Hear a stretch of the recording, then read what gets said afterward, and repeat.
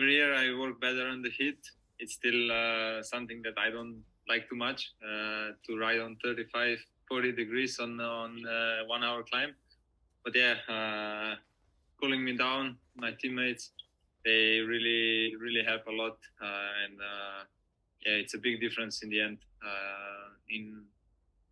in terms of how I feel. And it goes big thanks to all the riders and the staff. It's big organization to deliver so many balls, and it's playing big part in this Tour de France, I think, keeping me cool and everybody else. So yeah, this is one main thing that we improved a lot in from considering last 3 years. And the attacking a bit less, accelerating a bit less this year? Yeah, I don't know. I just last year I was really far behind, and I maybe was wanting too much, and then it's just doing stupid moves. But this year, a bit more controlled. I was not so far behind time wise, and then I was not just throwing all the bombs at once, but maybe try to one time and do it really 100% to gain a few seconds back. But it's a bit different situation compared to last year. It's a bit more controlled. Now that we're 15 stages into this Tour de France, looking back on your fractured wrist and how you began this Tour de France, do you think that you're lacking something, or you did lack something when you began on day one? And how's your assessment right now of your condition with your wrist, and how it affects your performance? Yeah, I think I did like some racing before, and now, after 2 weeks of Tour de France, I don't think this matters anyway. Maybe it will benefit me now last week, but we don't know yet. But it's not comfortable, the wrist still. So you don't pedal with the wrist, so the legs are good. So that's the most important thing. And I'm happy where I am, and we will see after the tour how is the wrist, and maybe take some rest after, or we see. And just to follow up on that, I mean, this is the closest Tour de France in years, 15 days in, and you've made differences, but they've been minor. And yesterday in Saint-Gervais, we didn't see any differences at all.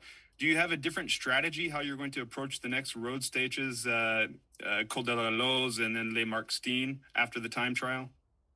Yeah, I think we will have to see it after the time trial, how it is, the situation.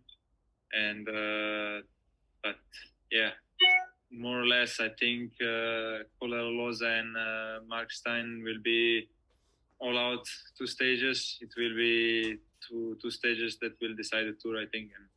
And we just will have to wait and see. I think it's gonna be very interesting.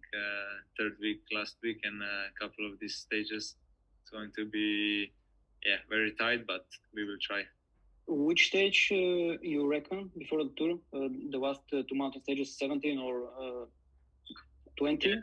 I did also 17 and also the time trial. So now I know 2 stages. I don't know Marques-Stines stage so well. I mean, I know the area. I know how the roads are there. So more or less it's familiar, the stage.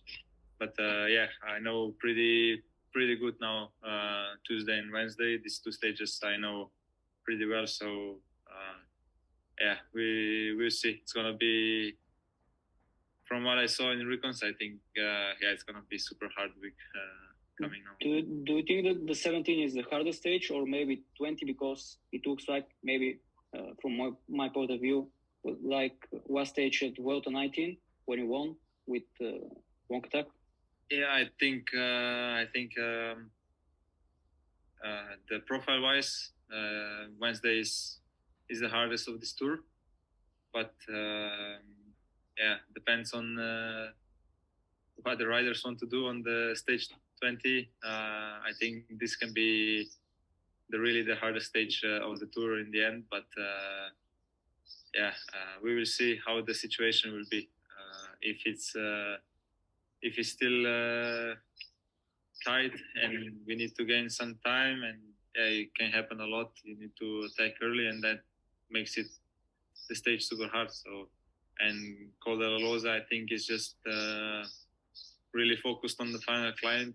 You get a lot of climbing before, tired legs, and then it's just this the last climb. It's super hard, and yeah, I think it's gonna be both stages gonna be super hard.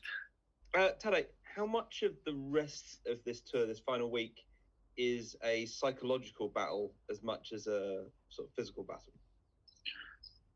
Yeah, I think also can be psychological war, but I think not so much. I think everybody focus on themselves all the time and try to do their own thing, try to do their own race, and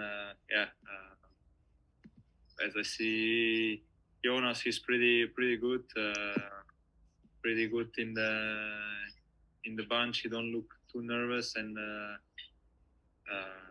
I think he's really strong this year, and we'll see. I think it's gonna come down to the legs this year. Do you have any sort of strategies or anything that you use for coping with the pressure of being in the final week of the Tour de France with only 10 seconds off the jersey? Yeah, I mean, I don't know. I don't have any way to reduce stress or something. It's just the way you need to live with. It's part of the sport to be a little bit under the stress, and I think everybody have the same. Or you're 10 seconds behind or not, it's still quite stressful coming into third week. A lot of following the schedule every day, following the attacks every day in the race, doing crazy stages, and yeah, it's stress that everybody need to go over, and yeah, I don't have any methods to reduce it, but it's just the way it is. Hello today. Jonas got the question yesterday, and it seems only fair that you get it today as well. With you guys going super fast this year and breaking almost every climbing record, understand the skepticism there is about you and Jonas being these supermen of climbing. Yeah, I understand. I always get this question every year now at the tour, so I don't see any difference this year to other years. We are riding fast. I must say, every stage we go full, and it's a hard one, and but yeah, I understand people that they ask questions because what happened in the past.